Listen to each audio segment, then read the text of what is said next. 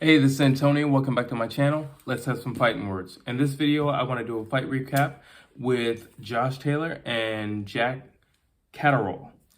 I just first want to say, in this video, I try to be as objective as I possibly can. But when I see something that's wrong or disturbing, I gotta call it out. Hence, fighting words. So, that being said, this was one of the biggest robberies this year. Like, are you kidding me? Like, I don't understand how Josh Taylor won. I mean, I get he was fighting at home, so I'm assuming that's how he won. But what were these judges looking at? What were these judges looking at the entire fight? I mean, the opening rounds, Jack Catterall is doing his thing. I really don't know what these guys are looking at. He boxed beautifully. That jab from Jack Catterall was on point all night. He would double it up, he would triple it up, and he would back Josh Taylor up with it. And Josh Taylor the entire night, Josh Taylor didn't have not one answer for that jab. Not one answer. He would hit him with one, or he would hit him with three, or he would hit him with two. He'd hit him with two, and then he would go down to the body. He kept mixing it up, and Taylor didn't know what to do with it.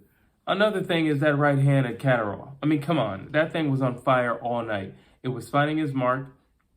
And again, Taylor didn't know what to do. He just continued to do the same thing over and over and over again. And listen, if you're going to do the same thing, I'm going to do the same thing because it's producing success for me. It wasn't like Catterall had to change anything up. It wasn't like Catterall had to dig into his little bag of tricks. It wasn't like Catterall had to take a step back and refigure some things. No, if it's working, continue to do it. And it was working, he continued to do it. And I don't know what was up with Taylor. A large part of me believes there's two things. One, he really wanted to put on for his hometown. Nothing wrong with that. But he was rushing himself. He was overstepping himself. And he looked extremely sloppy and extremely novice in doing so. He didn't look professional. He didn't look poised. He didn't look keen. He didn't look any of those things. He looked like a guy who didn't know what he was doing. But he was trying to impress somebody in the process of not knowing what he was doing. He looked very bad. It was not a great performance on his behalf. On the other end, Catterall he's slipping shots. He was wrestling on the inside. Whatever Josh Taylor gave him with the roughhousing, which, Josh Taylor is no stranger to a roughhousing. But whatever he gave Catterall gave it right back. He was not shy, and he understands the game.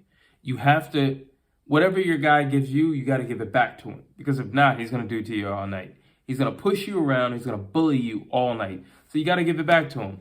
If he hits you with a rapid punch, you got to hit him back behind the head with a rapid punch. Let him know, listen, I'm not waiting on the referee to step in. I'm not waiting on anybody to come in and try to save me or my corner to say, look what he's doing. I'm going to do it right back to you. Now, you could either stop and we can fight like gentlemen, or we can just roughhouse all night. It really doesn't matter to me. And Jack Catterall made that point very clear. Very, very clear. And I'll probably say from round 3, he made that point very clear. During the middle rounds, it got really sloppy, and that was due to Josh Taylor closing the distance. And if you looked at my fight breakdowns, I said the minute Taylor can close the distance, it's going to be a different fight. It's going to be a much different fight. And it was. It was sloppy. It was, the referees coming in literally every 5 minutes and threatening both guys, which that's a problem in itself in a title fight. Have a referee just jumping in every 5 minutes. Now, granted, these guys were roughhousing. Granted, you had like Catterall holding on to Josh's arm. You got Josh throwing rabbit punches. You just got all kinds of things. So I get it, but at the same time, I don't feel like it needed to be 2 guys in there fighting. It didn't need to be 3 guys in there fighting, because I felt like it was 3 guys in there fighting. And, I get it. You got to break guys up and things like that. But at the same time, there are referees who are like, hey, fight your way out. Nothing wrong with that. Fight your way out. You want to get out of this clinch, fight your way out. It's not like he's breaking your arm or anything like that. And when Taylor would come in, Catterall would just tie him up. Just tie him up. I'm not going to fight in this booth with you because I know this is where you're going to excel. Not only that, did you see how big Josh Taylor was? So, no, I'm not going to fight in the booth with you. You're bigger than me. No, you're more comfortable in the booth. No, that's okay. That's okay. I'll tie your arms up. However, Catterall did a great job of tying Josh Taylor up and nullifying a lot of the attack that Josh was trying to put on him. But almost every time on his exit from getting away from Josh Taylor after tying him up, Taylor would catch him with something. He'd just pop him with something. And a lot of that was due to the fact that Catterall, for some reason, when he would exit out of the clinch, he would turn his back. Now, I don't know why he was doing that. Maybe he just felt like the referee's here and the referee will do something about it. I don't know. But he continued to turn his back, and a few times he got popped pretty hard for it. And, yet he kind of continued to do it during the fight. In the latter rounds, he stopped at some point. But, it was just like, dude, why do you turn your back when you're exiting a clinch? I get if you want to twist out. I get if you want to slide out. But I don't understand turning your back completely. That didn't make a whole lot of sense.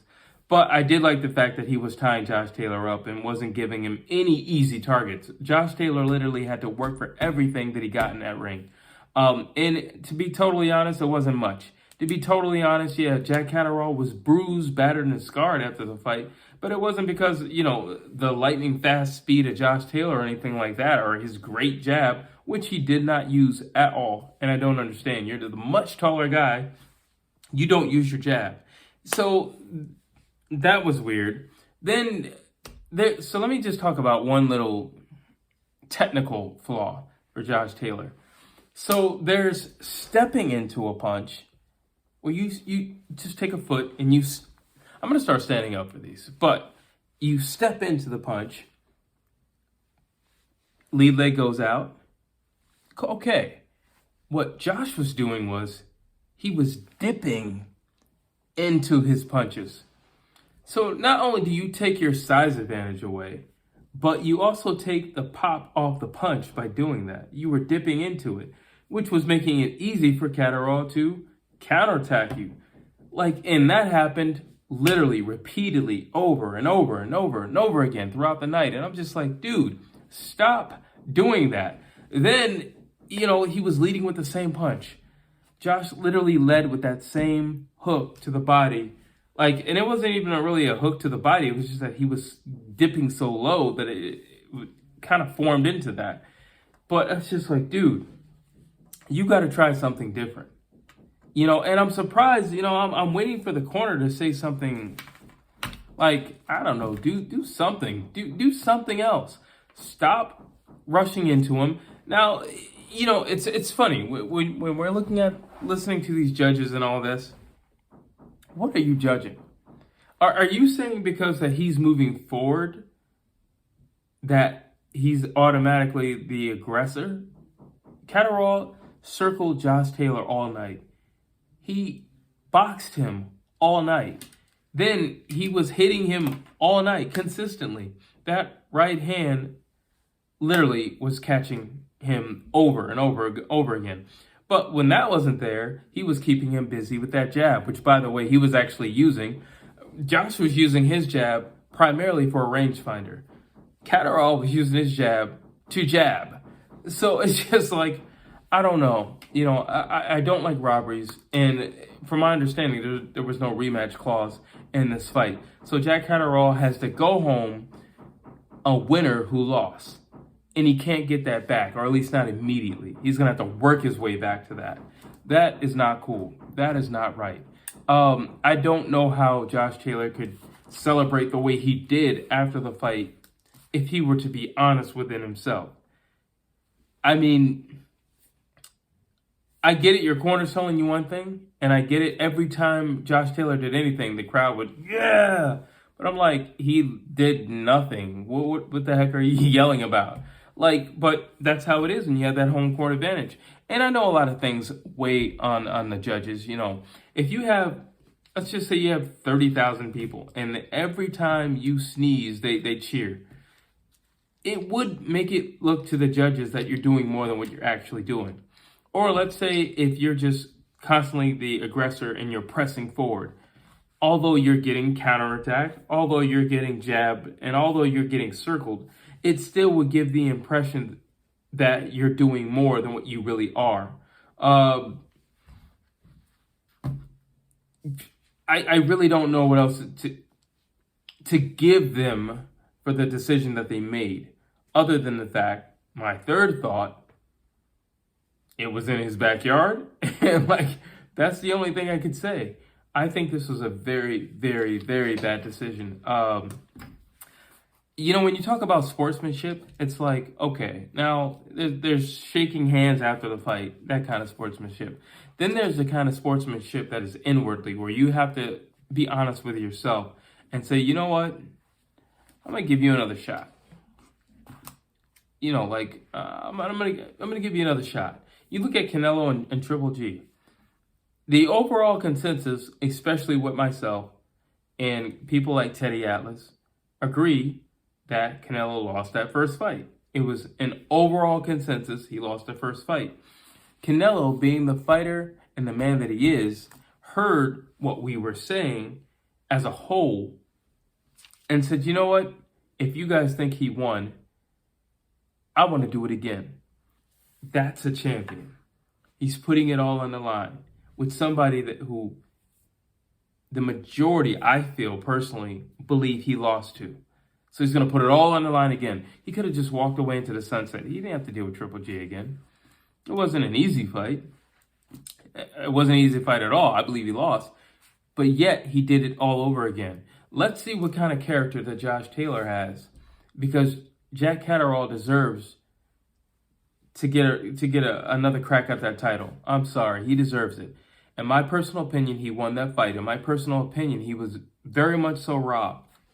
And he deserves an opportunity to fight for that title again.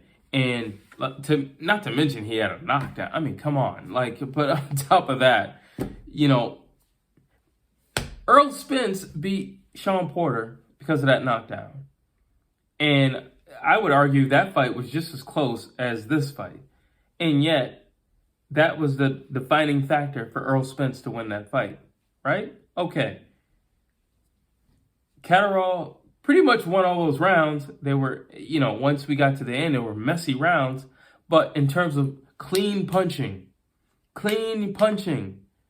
hands down, come on, consistency, clean punching, sharpness, being slick. When you go back and look at that fight, you'll see that, yeah, he got hit, but they were grazing him. When you see him all bruised up, that's from getting hit with elbows and shoulders and, I don't know. I desperately want to see these two fight again. And I hope Josh Taylor is the type of guy that I believe that he is. And he would hear, just us, the fans, the people, and be like, you know what? If you guys feel like he won, I'm going to run it back with him. I hope he does that. I hope he hears us, because that's not right. Not only that, just to do the right thing for Jack Catterall. All right, he didn't mind going to your backyard.